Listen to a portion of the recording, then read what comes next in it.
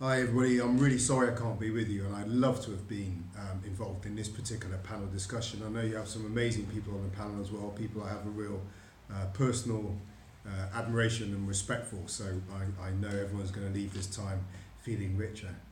But I really appreciate this piece about grappling with history and the legacy of that history, be it slavery, the transatlantic slave trade, the empire, and how that echoes into today's world. I mean, it's obvious we had these number of these issues come up all the time for us.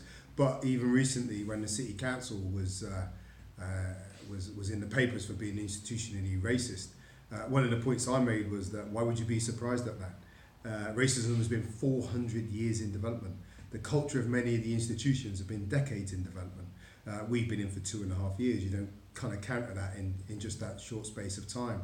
But actually, in the middle of that discussion, just urging us to deal with the realities of racism and other oppressions too, the issues of class and gender and homophobia. But to the extent that we're talking about race, just deal with it and front it up, not be so emotionally charged about admitting it, recognise we're institutionally racist, and then get on with the task of dealing with it.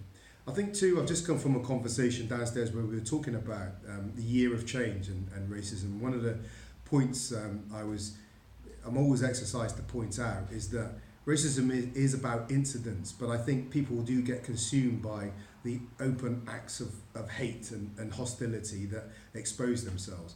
What we also need to talk about is that everyday systemic toxic drip that feeds into the lives of our cities, that invisible force that means that black kids are born disproportionately destined to end up in the criminal justice system, mentally unwell, get poorer outcomes from the education system, with lower life expectancies. That's stuff that is really hard to get your hands on. And the point I often make is, if you could just find an evil individual orchestrating this stuff, it'd be easier. You'd get them, you'd sack them, and your organisation would change. But that's not the way oppression and systemic oppression in particular works.